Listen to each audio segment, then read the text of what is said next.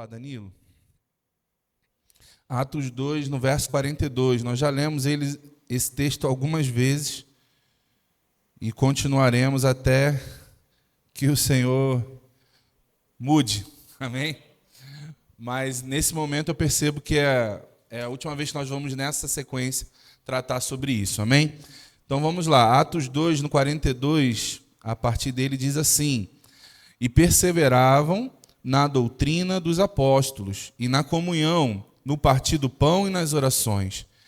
Em cada alma havia temor, e muitos prodígios e sinais eram feitos por intermédio dos apóstolos.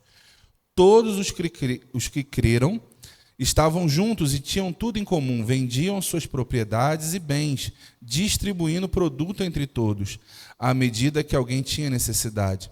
Diariamente perseveravam, unânimes no templo, partiam pão de casa em casa e tomavam as suas refeições com alegria e singeleza de coração, louvando a Deus e contando com a simpatia de todo o povo. Enquanto isso, acrescentava-lhes o Senhor, dia a dia, os que iam sendo salvos. Amém?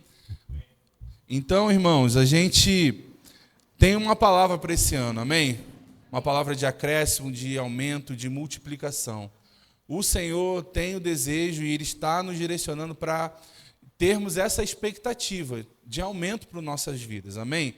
Eu creio que a gente pegou muito a questão da parte de alguns projetos e todos eles vão ser cumpridos, nenhum deles serão atropelados e nenhum deles causará dano para a igreja local, amém? Como nós temos falado, o Senhor tem nos direcionado para uma região aqui nessa cidade.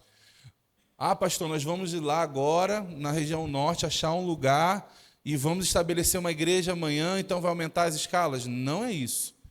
Nós vamos começar algo, amém? Plantar uma visão.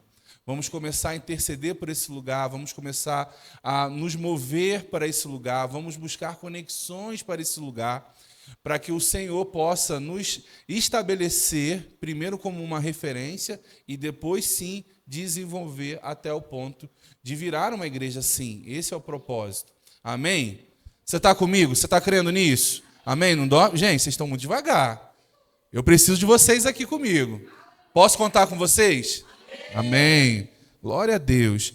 Irmão, deixa eu te falar uma coisa. A palavra diz que onde 2 ou 3 estiverem concordando de qualquer coisa, o Senhor está com ele, e aquilo que a gente conectar aqui vai ser conectado no céu, que desligar aqui vai ser desligado no céu. Somos mais do que 2 ou 3 essa noite. Amém? Então fica ligado com esse tempo, ligado com essas reuniões, irmãos. Porque a gente tem estabelecido coisas aqui e pregado sobre coisas aqui, irmãos, que podem e vão trazer vida para muita gente. Você crê nisso? Amém?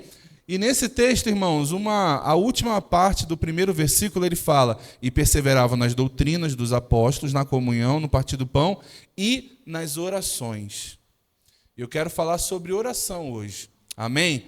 Nós vamos focar um pouco nisso. Obviamente, eu não estou aqui para... O objetivo hoje é distinguir tipos de orações, nem nada disso. Mas eu quero trazer para você um entendimento, né, a respeito de como funcionam as coisas e como vai funcionar esse tempo na nossa igreja. Amém? O primeiro ponto é imaginarmos o seguinte: se eu e você estamos aqui, irmãos, saiba disso. Nunca perca essa referência. Alguém orou por esse lugar. Alguém pagou o preço de estabelecer um tempo de oração para que essa palavra chegasse nesse bairro, chegasse nessa cidade. Então, às vezes a gente não tem muita dimensão disso. Mais um tempo lá atrás, alguém estava orando por essa cidade, falando: olha, essa palavra precisa chegar lá em Osasco também. E pessoas pagaram um preço. Pessoas pagaram preço não só orando, mas vindo para cá. Pessoas pagaram preço não só vindo, mas entregando suas finanças, entregando, suas vidas no serviço.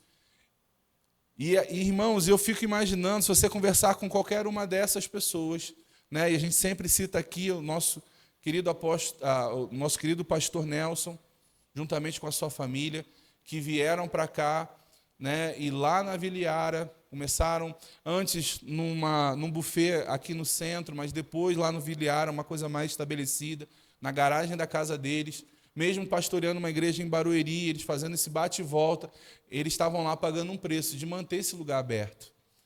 E dias, e tempos, noites e noites, orando por esse lugar, orando por essa cidade. Irmãos, a gente não pode negligenciar isso. Amém? E quando você perguntar para cada um deles, tanto para ele quanto para Fábia, sua esposa, suas filhas, eles não vão demonstrar arrependimento, pelo contrário, eles vão demonstrar alegria. Porque nós somos o fruto do sacrifício que eles fizeram, de manter esse lugar aberto. Amém? E eu te falo, irmãos, a proposta de Deus para esse tempo, para a nossa igreja hoje, é que nós sejamos isso para a região norte dessa cidade. Sejamos aqueles que vão orar, interceder, buscar mesmo do Senhor estratégias, buscar mesmo do Senhor conexões, para que nós possamos estabelecer algo lá. Amém? Porque, irmãos, existe uma necessidade, uma carência. O Senhor não colocou isso no meu coração à toa. Tantos lugares, tantas coisas para fazer aqui mesmo, mas o Senhor tem nos colocado e nos chamado para aquela região. Nós não vamos deixar, volto a dizer, não vamos deixar nada aqui descoberto. Nada será feito atropelado. Aqui não vai ficar em segundo plano. Amém? Mas nós vamos precisar ter essa visão de reino. Porque, irmãos, se a gente não tiver essa visão de reino, a gente tende ao quê? A só focar para o nosso próprio umbigo. E a gente tem visto pessoas padecendo, irmãos, por uma palavra, padecendo por Jesus, padecendo por falta, irmãos, de uma esperança, de expectativa. E nós temos a resposta. Nós temos aquele, irmãos, que sara toda ferida, que cura todo o problema, que transforma vidas, que transforma situações. E a gente não pode ficar simplesmente parado, esperando a igreja crescer, melhorando só esse prédio. Eu sei que muitos podem olhar e falar assim, pastor, em outras igrejas o pessoal faz isso, o pessoal espera chegar a um determinado ponto, mas, irmãos, Deus está nos movendo para esse tempo. Não importa se em outros lugares faz de um jeito ou de outro, a gente tem que entender o que Deus quer para as nossas vidas. E se eu e você estamos aqui, irmãos, é porque Ele confia isso a nós. Deus não é menino para poder falar assim, vou falar qualquer coisa aqui para Ele e vamos ver o que vai acontecer. Deus não age assim. Se Ele confiou tamanha responsabilidade nas nossas mãos, é porque Ele sabe que nós somos capazes. Amém? Então, nós precisamos entender que o primeiro passo a ser dado é nós orarmos por esse lugar. Colocarmos nas nossas orações essa região. Pastor, então nós vamos ficar aqui orando e tudo vai se resolver. Não, a gente vai precisar chegar lá. Amém? Mas antes de nós chegarmos com os nossos pés, nós chegaremos com as nossas orações. Nós chegaremos com a nossa voz, nós chegaremos com a nossa intercessão, nós chegaremos com as nossas confissões, com aquilo que vai sair da nossa boca com poder. Amém, irmãos? Então você imagina se um tempo atrás alguém teve o desejo de vir para cá, ou, por exemplo, como eu dei o exemplo do pastor Nelson, que veio para cá, e se ele desistisse? E se ele focasse só lá em Barueri? Era justo, irmãos, era lícito. Mas ele pagou um preço. E eu e você fomos alcançados para cá. Amém? E eu e você somos o fruto disso. Da mesma forma, seremos nós com relação a essa região. Nós vamos ser daqueles que pagaram o preço de orar. Vamos ser daqueles que pagaram o preço de ir em alguns momentos. Vamos ser daqueles que pagaram o preço de ir lá, tocar, cantar, pregar, limpar, ficar na portaria. Amém, irmãos? Isso vai ser coroado para nós, irmãos. E nessa manhã, o Douglas estava ministrando, ele nem falou sobre isso, mas o Senhor me trouxe um entendimento, né? Na verdade, não que Ele trouxe um entendimento, mas Ele trouxe uma clareza para mim a respeito de como nós somos negligentes com relação ao galardão. Nós lidamos com o galardão de uma forma muito natural, muito irresponsável. É como se não fosse valor. Imagina o seguinte, irmãos, Deus, olha só, eu quero que você entenda isso. Eu não sou mestre em escatologia, não sou daqueles que ficam... Pessoal, me ajuda aqui com a água, por favor. Amém. Eu estou fazendo sinal, só que vocês estavam de cabeça para baixo. Mas amém. Eu não sou daqueles que dominam a área de escatologia. Eu não sou daqueles que, sabe, tem todo o entendimento. O que é exatamente o galardão, irmãos? Eu não tenho essa resposta para te dar. Mas eu penso o seguinte: Deus estabeleceu algumas coisas para coroar o desempenho de algumas pessoas. Olha isso, irmãos. Eu e você fomos salvos pela graça. E essa graça nos proporcionou. Obrigado, Raio. Essa graça nos proporcionou algo tão grandioso. Hoje nós temos não só salvação, como se já não bastasse, mas temos outras coisas além disso: salvação, proteção, libertação, temos paz, saúde divina, prosperidade, tantos benefícios, irmãos. Isso foi de graça. A gente nem fez nada para merecer. A gente não retribuiu com nada, ele simplesmente nos proporcionou isso, nos deu acesso a isso. Agora, você já parou para pensar o que é a recompensa do seu sacrifício, do seu esforço, da sua entrega, da sua obediência?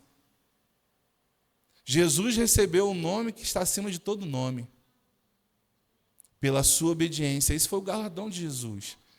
Irmãos, há um galardão para mim e para você. E a gente precisa ter isso em mente. Eu sei que muitas vezes a gente até olha, muitas vezes nós olhamos essas coisas e pensamos: não vou pensar nisso não, porque isso pode parecer interesseiro. Irmão, deixa eu dizer uma coisa: se Deus demonstrou na sua palavra que há uma recompensa, é porque Ele quer que você tenha essa expectativa. Não é para você fazer por conta disso.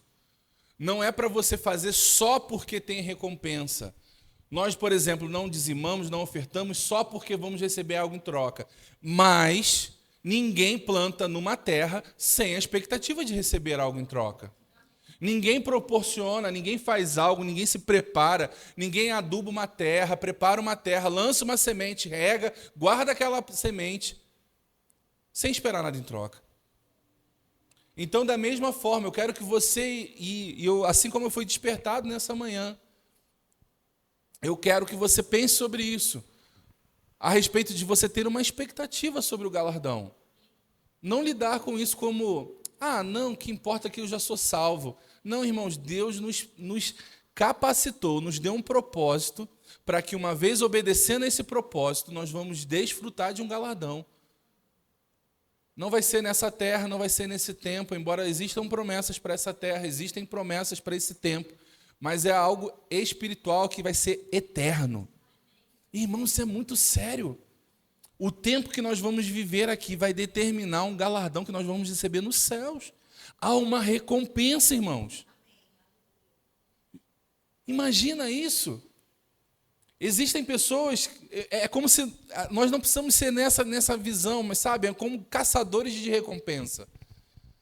Alguém que o objetivo fala assim: calma aí, se eu fizer isso aqui, eu vou ter uma recompensa. Se eu fizer isso aqui, eu vou ter um plus. Se eu fizer isso aqui, eu vou ter um bônus. O cara vai lá e faz com mó gana. Agora, isso algo natural. Isso algo que talvez uma pessoa, um ser humano pode promover e que é bom, e as pessoas se esforçam por isso. Agora, imagina isso potencializado no nível do nosso Deus. O que seria essa recompensa, irmãos? Que privilégio irmãos, estar vivendo nesse tempo, debaixo dessa palavra, debaixo dessa visão, onde Deus poderia confiar a muitas outras igrejas, a muitas outras pessoas, mas Deus nos confiou nisso. Amém, irmãos? Então, quando nós olharmos para tudo isso e ouvir falar sobre isso, eu não quero que você fique com o coração do tipo: meu Deus, e agora? Como nós vamos fazer? Não, eu quero que você crie expectativas, irmãos. É como na parábola onde Jesus fala que aquele que tinha um talento, ele guarda, e aí no final o Senhor ele chega e fala assim: por que você guardou? Ele fala: porque eu tive medo e tudo mais. O que Jesus fala? O que Jesus fala? Que na parábola ele fala o quê? Que o Senhor ele pega aquele talento e dá para quem tem mais. Eu creio que o Senhor está nos acrescentando talentos, irmãos.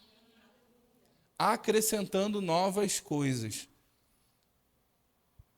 E se ele está acrescentando, irmãos, é porque ele confia e ele sabe que nós temos condições de. Amém? Então, tem essa expectativa, irmãos. Vou falar para você, vai ser fácil? Não vai ser fácil. Vai precisar esforço. Mas eu estou pronto para isso, irmãos. Eu estou cada dia mais animado com tudo aquilo que o Senhor está falando comigo, tudo aquilo que a gente tem recebido, tudo aquilo que está aos nossos olhos. Aí você pode pensar, pastor, mas tem tanta coisa. Irmãos, é justamente aquilo que nós cantamos no início. Eu não vou viver pelo que eu vejo, eu não vou viver pelo que eu sinto. Porque senão a gente nunca vai sair do lugar, irmãos. Eu conheço igrejas maravilhosas, cheias de gente boa, talentosa, mas que não consegue ir além, porque tem uma visão tacanha de criar uma torre para si mesmo. Uma visão pequena, irmãos. Pessoas ao redor sofrendo, morrendo. E a gente lá, uau, que maravilha, conseguimos mais isso aqui no templo, mais aquilo outro. Não, irmãos. Crescer é bom, ter o melhor é bom, proporcionar um espaço melhor para cada um de nós é muito bom, irmãos. Mas isso não pode ser o que vai impulsionar a nossa vida. Isso não pode ser o que vai consumir todo o nosso tempo como igreja. Nós precisamos ter uma visão de reino, irmãos. Ter uma visão além. Uma visão além das nossas próprias coisas, além das nossas próprias rotinas, do nosso próprio dia a dia. Deus tem nos convocado para uma missão maior. Amém? E para isso nós precisamos orar, irmãos. E qual o papel da oração, irmãos? Qual a importância da oração? Eu quero que você abra comigo lá, por favor, em Tiago, capítulo 5.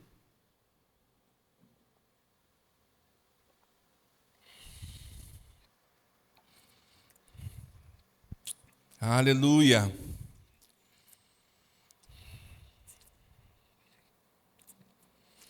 Tiago 5, verso 13, diz assim: está alguém entre vós sofrendo? Faça oração. Está alguém alegre? Cante louvores. Está alguém entre vós doente? Chame os presbíteros da igreja e estes façam oração sobre ele, ungindo-o com óleo, em nome do Senhor. E a oração da fé salvará o enfermo. E o Senhor o levantará, e se houver cometido pecados, ser-lhe-ão perdoados. Confessai, pois, os vossos pecados uns aos outros, e orai uns pelos outros para serdes curados. Muito pode, por sua eficácia, a súplica dos justos. Elias era homem semelhante a nós, sujeito aos mesmos sentimentos, e orou com instância para que não chovesse sobre a terra. E por 3 anos e 6 meses não choveu. E orou de novo, e o céu deu chuva, e a terra fez germinar seus frutos. Meus irmãos, se alguém entre vós se desviar da verdade, e alguém o converter, sabei que aquele que converte o pecador do seu caminho errado, salvará da morte a alma dele, e cobrirá multidão de pecados. Amém, irmãos? Esse texto ele traz uma responsabilidade muito grande para nós. Primeiro, o apóstolo Tiago ele começa falando sobre o nosso papel como igreja em relação à oração. Muita gente pega, inclusive, esse texto fora de contexto aqui e traz uma forma de orar como se fosse um modelo e usa a coisa ao invés da oração como resultado. Mas, irmãos, o que salva o enfermo é a oração. É a oração da fé salvará o enfermo. Às vezes as pessoas usam óleo como uma forma de um ponto de contato, como nós aprendemos no Rema, como uma forma de você gerar sabe, irmãos, uma conexão, mas o que salva a pessoa não é o óleo, é a oração da fé. É a oração da fé posicionada que vai fazer a eficácia. Por quê? Muito pode a oração do justo, a súplica do justo, na sua eficácia. Então, irmãos, quando nós suplicamos, quando nós oramos, quando nós intercedemos, quando nós nos posicionamos, irmãos, nós podemos fazer até como o próprio profeta Elias, que o apóstolo Tiago cita. Ele orou com instância e a terra parou de chover. Depois orou novamente e a terra voltou a chover. Que autoridade é essa, irmãos? Que poder é esse que está disponível para nós? Já parou para pensar sobre isso? Às vezes a gente não tem noção e a gente ora de uma forma religiosa. cumprindo um protocolo. Mas se a gente entender o poder que há naquilo que sai da nossa boca, irmãos, a gente pode mudar circunstâncias muito mais rápido. A gente pode transformar a vida de uma maneira impressionante. Por quê? Porque o poder está na oração. O poder está em quem está orando, em quem está se posicionando. Então, irmãos, quando nós oramos de fato, quando nós nos colocamos na brecha por alguém, não como um protocolo, não para cumprir mais sabe, irmãos, mais uma etapa da nossa rotina cristã, mas nós nos colocamos, irmãos, e não abrimos mão daquilo, nos posicionamos em fé, irmãos, isso vai acontecer.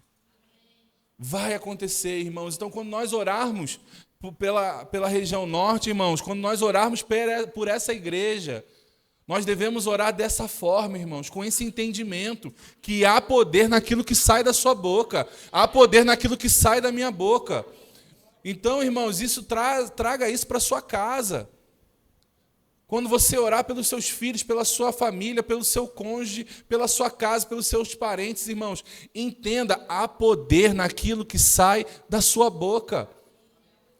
Não espere, sabe, um arrepio, não espere uma preparação. Não, irmãos, é a oração com fé que salva. O que nós precisamos é de fé.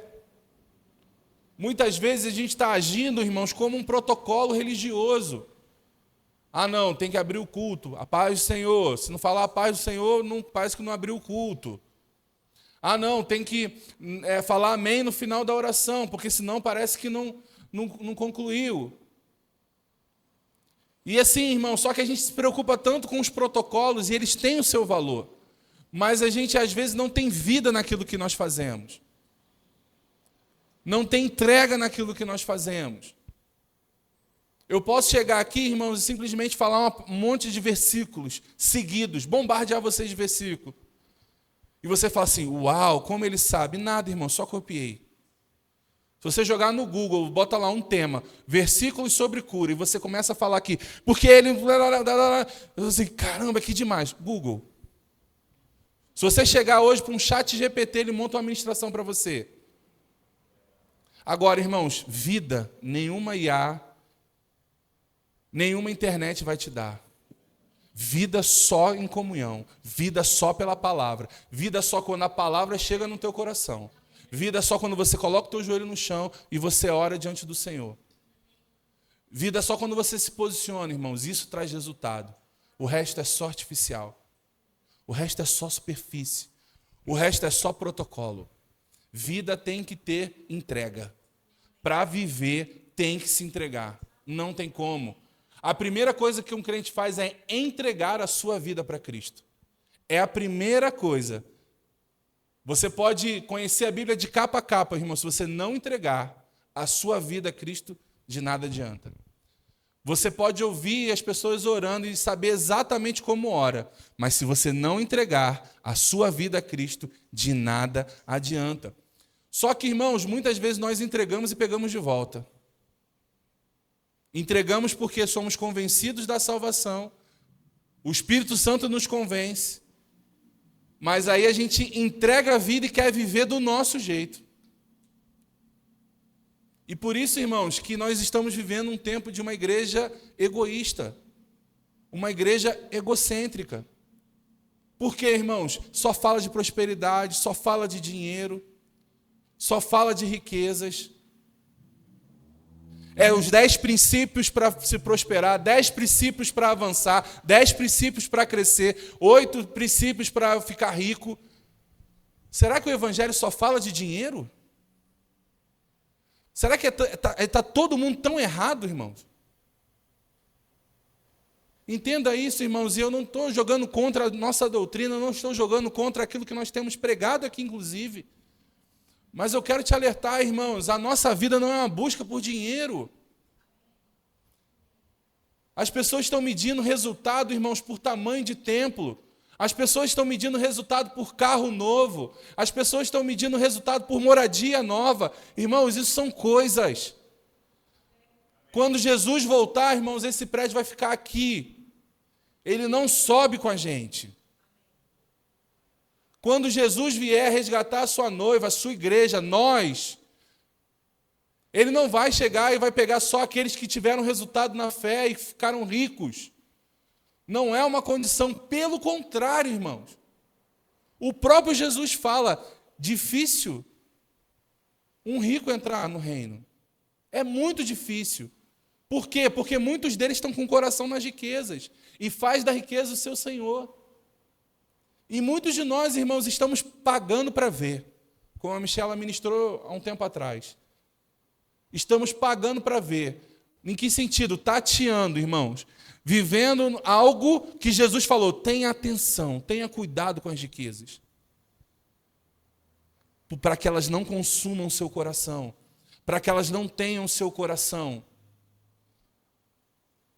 E aí as pessoas parecem que ignoram isso, irmãos. Isso me gera uma ira de ver o evangelho sendo reduzido a dinheiro, irmãos. Que vergonha. Que vergonha. E as igrejas lá, uau, nossa, que maravilha, troquei de carro, uau, comprei uma casa. E é só isso, irmãos.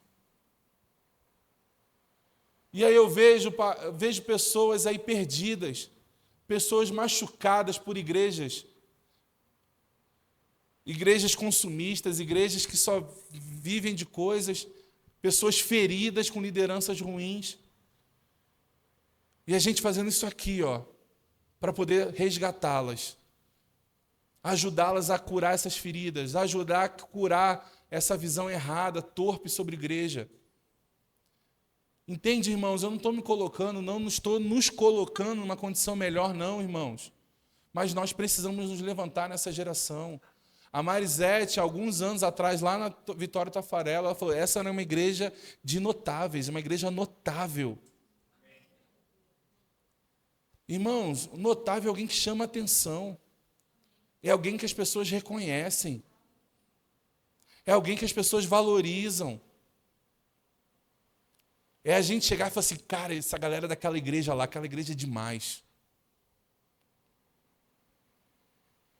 Não para nossa vanglória, irmãos, mas para entender, irmãos, que nós precisamos ser atraentes para as pessoas. As pessoas precisam desejar, irmãos. Hoje parece que a gente fica aqui quase, não a gente, mas eu falo, as pessoas estão quase se humilhando, vem congregar aqui.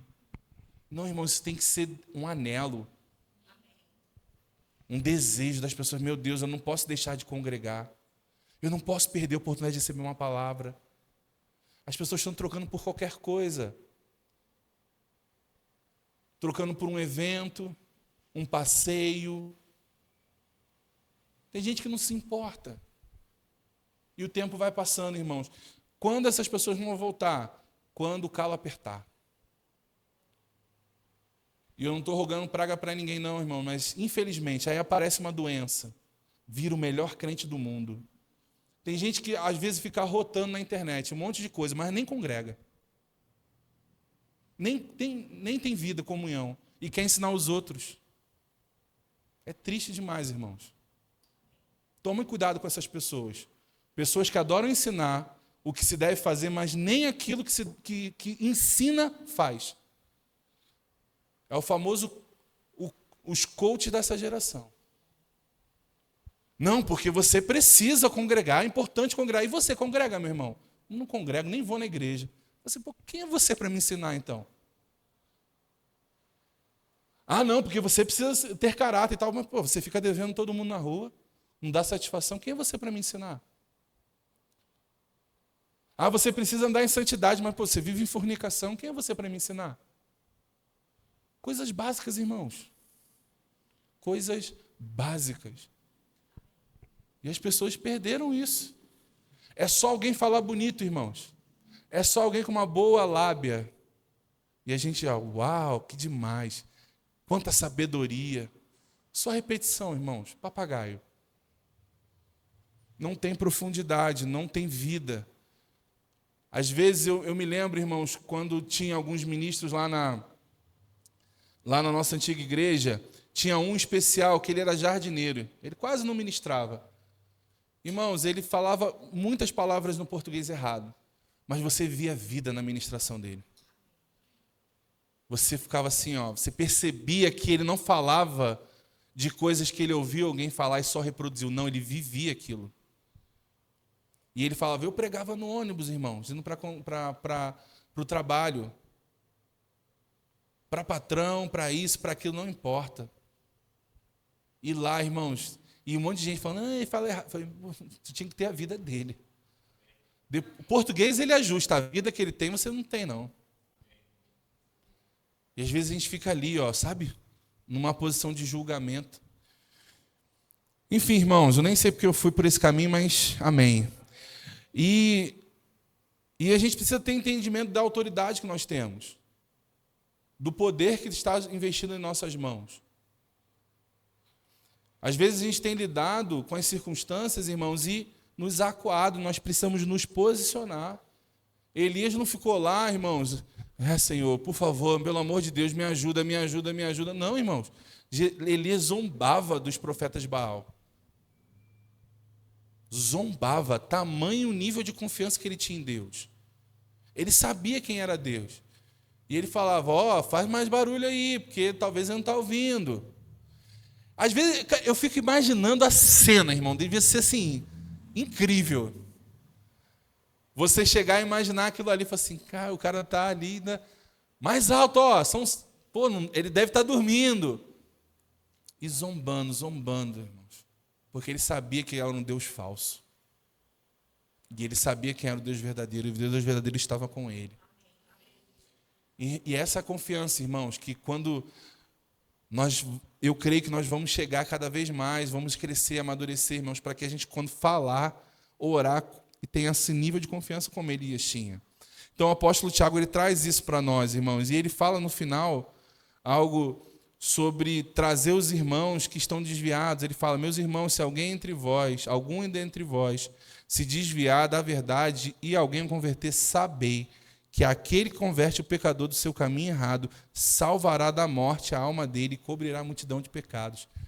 Irmãos, nós precisamos ter essa perspectiva de olhar para as pessoas além de algo que ela fez por nós, de algo que ela disse para nós, e olhar para ela como alguém que deve ser o alvo da nossa oração, o alvo do nosso investimento de tempo, alguém que nós precisamos sentar, conversar, orientar, tentar puxar para perto, porque é uma decisão da pessoa, não é nosso, não é a gente que controla, mas a gente pode se influenciar.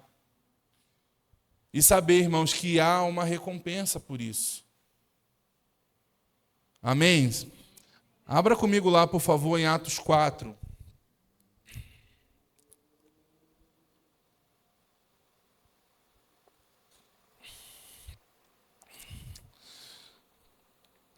Aleluia.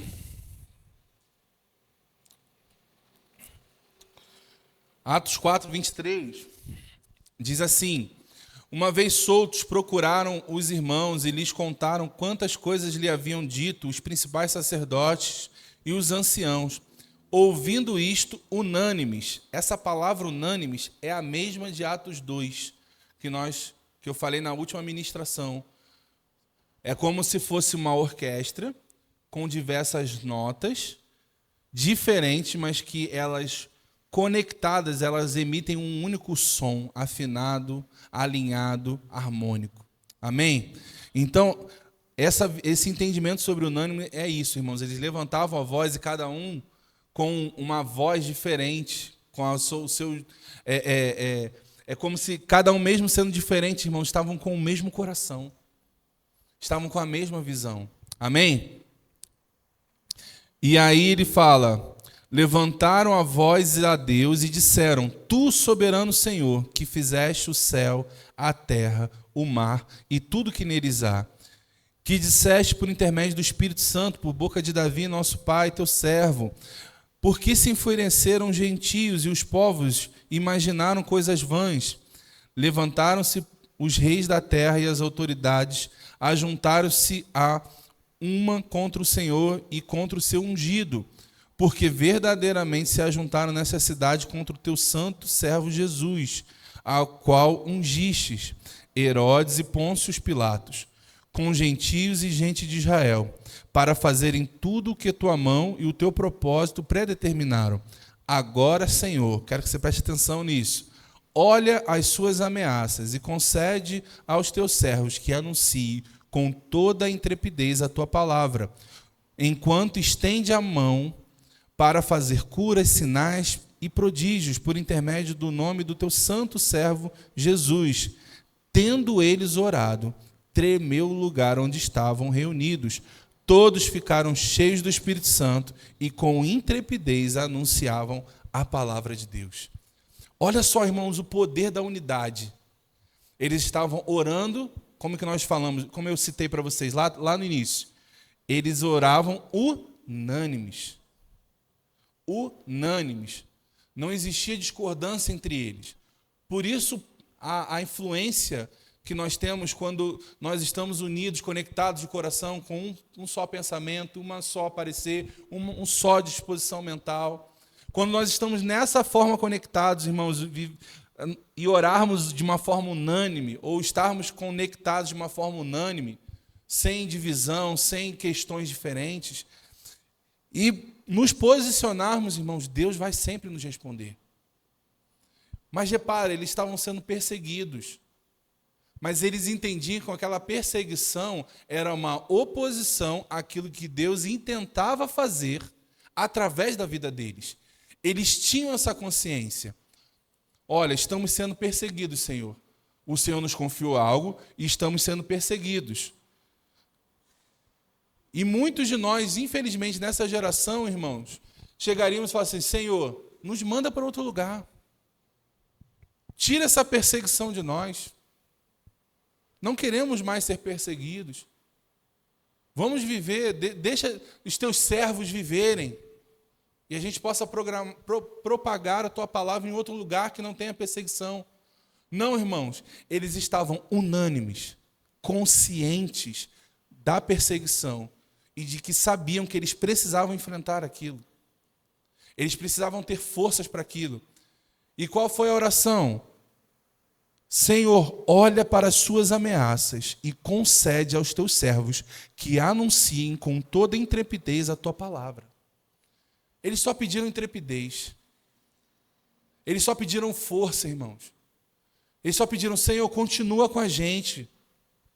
Está vendo essa perseguição? A gente não vai parar, mas nos fortalece para que a gente não esmoreça. Eles tinham consciência, irmãos, que a missão era maior do que eles mesmos. Eles tinham consciência que a visão era maior do que aquela dificuldade que estava diante deles. Eles tinham consciência, irmãos, que eles não podiam parar. Então, quando eles oram, irmãos, eles pedem, Senhor, concede a nós toda intrepidez. Concede a nós, irmãos, concede a nós, Senhor, essa força para continuarmos. Enquanto estende as mãos para fazer curas, sinais e prodígios, por intermédio do nome do Santo Senhor Jesus Cristo. Irmãos, qual foi a resposta de Deus? Assim que eles terminaram, tremeu o lugar onde estavam reunidos, todos ficaram cheios do Espírito Santo e com intrepidez anunciavam a palavra de Deus. Essa é a expectativa de Deus para nós. Pastor, não estamos sendo perseguidos. De fato, não estamos, irmãos. Estamos num país livre de perseguição, digamos assim. Somos perseguidos em um determinado nível, mas a nível desses irmãos aqui, nem cosquinha. Mas o que tem nos parado? O que tem sido barreira nessa geração? São as distrações. O que tem sido barrado, irmãos? São tantas ofertas que nós temos de entretenimento. E que nós precisamos estar alertas, irmãos.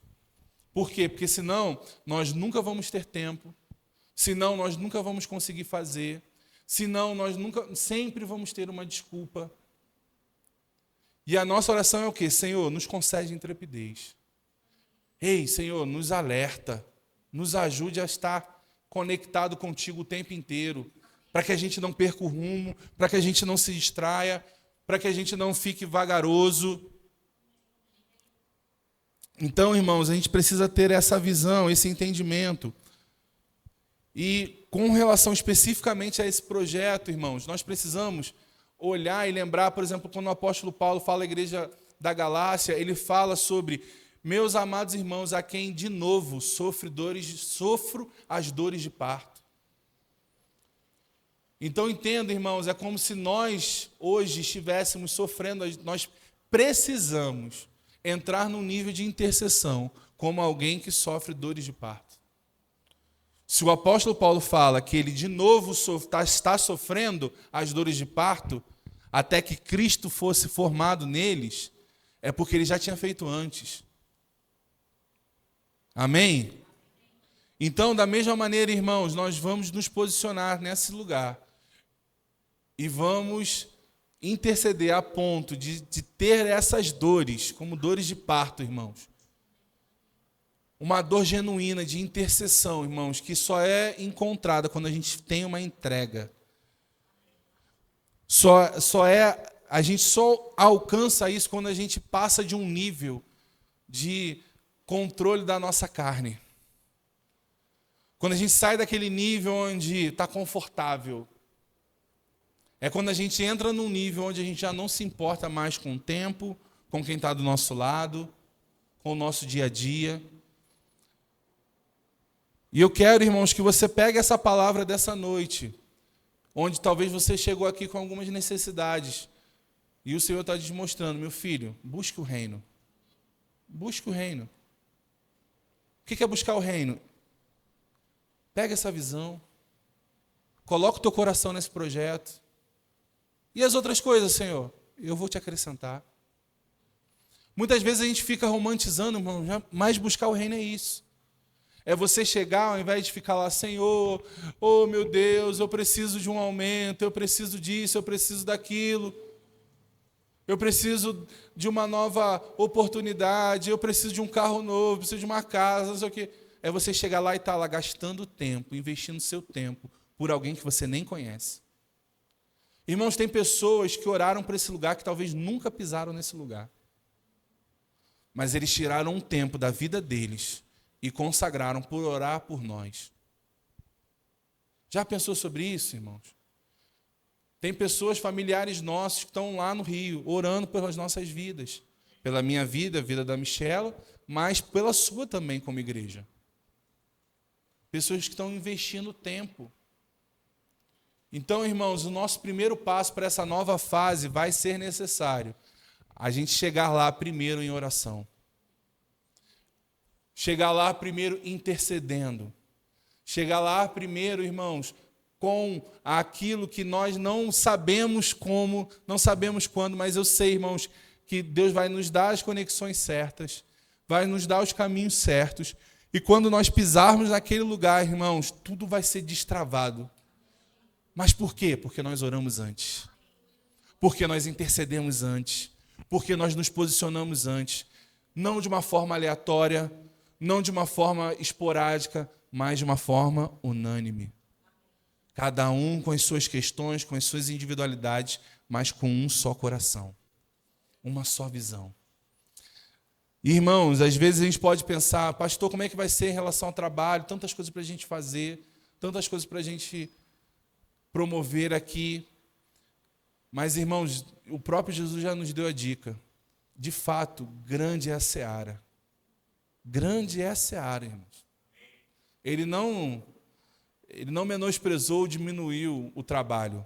Mas ele falou, se os trabalhadores são poucos, peça ao dono da seara que envie mais trabalhadores. Então, irmãos, ore. Ore. Peça ao Deus da seara para que envie mais trabalhadores. Para quê? Para lá, para de repente te substituir, para você ter mais tempo para lá. Para que você possa treinar para poder ir para lá. Mas não vai faltar nada, irmãos. Não vai faltar nada. Porque o Senhor era conosco. Amém? O que eu estou te apresentando hoje, irmãos, poderia ser um projeto aqui de uma grande construção. De um prédio lindão aqui. E precisamos, irmãos, tem muita coisa para mexer nesse prédio aqui. Mas a proposta para esse ano não é de ficar mexendo, vamos sim dar um jeitinho, arrumar algumas coisas, mas não vamos fazer grandes obras.